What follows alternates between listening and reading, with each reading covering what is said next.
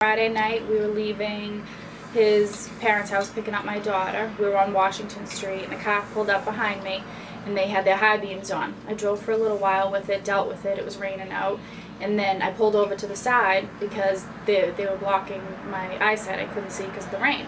They pulled next to me and started yelling out the window, and I said, "No, go in front of me. Your high beams are on."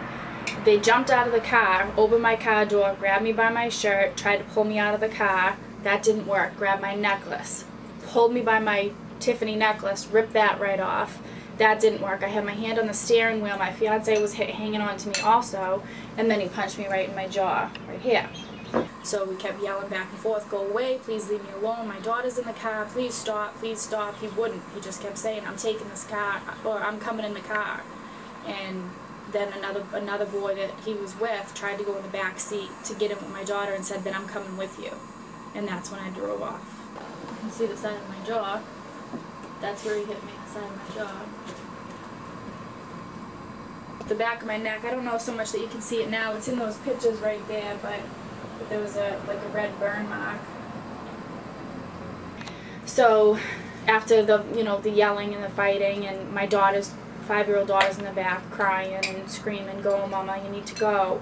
A kid said, "I'm coming with you then," and tried to get in the back seat with my daughter. And as soon as that happened, we drove. We even though the kid was hanging onto the car, he let go once I started to drive. So I kept driving down Washington Street, through Whitman, to Abington. The entire time they're trying to push me off the road. They're going on the other side of the street, swerving towards me to try to push me into the woods, going in front of me, hitting the brakes, going behind me, coming up my rear bumper. I got to the intersection with Abington Liquors right there, and they got out of their car and jumped on the hood of my car and wouldn't get off and was yelling, "You're going to jail, you're going to jail." I said, "I'm not going to jail, I'm going to the police station right now." I said, "Get off the car." "I'm going, get off the car." He wouldn't get off the car, so I drove with him on the hood of my car all the way to the Abington police station. Repossessing the car, me and my brother, and we showed the lady the paperwork. She got in, she took off. We followed her. She stopped at the Abington liquor store, and I got out and I approached her again saying, "We have a repossession order for your vehicle. You can't keep going." I was in front of her car so she couldn't move, and she came right at me, tried to run me over, so I had no choice but to get on the hood of her car. She drove me in the pouring rain doing 50, trying to knock me out the car so she could run me over, and drove me here. I was arrested by the Abington Police Department, me and my brother, falsely accused of assault and battery with a dangerous weapon, 3 counts of it, and disorderly conduct, disturbing the peace, arrested for something that we didn't do. I feel like because me and my brother are males and she's a female that we were arrested, and it's not right. The Abington Police Department is gender biased. That's all I really got to say. I think that they're being hijacked, so they're very lucky that somebody didn't have a weapon, because they could have easily done something to them not knowing what they were doing. They never said who they were or what they were doing, so it was exactly like a carjacking.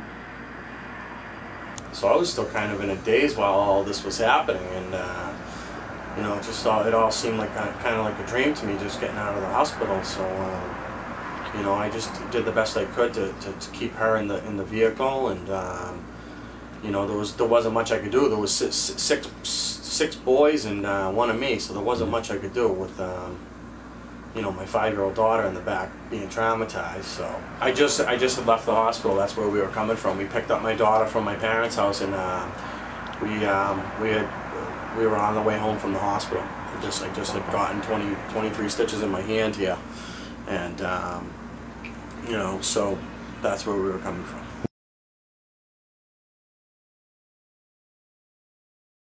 He was on the hood of the car. She dragged me when we approached her the first time. She rolled up her window on my arm and dragged me. She attempted to run him over the first time that we approached her, and I put her vehicle back into park and attempted to take the keys out so that she couldn't injure either one of us. She rolled the window up on my arm, put it back in the drive, drove with me, running with the car. Eventually she let her window down after about 50 feet and ran over my foot when I attempted to get away from the vehicle. We then followed behind her and came to the set of lights at Abington Liquors and that's where his incident all took place, with her trying to run him over, and then it all just ended up here. I didn't go to court yet. I have to go to the East Bridgewater Police Station to press charges for assault. I guess they're being arraigned tomorrow.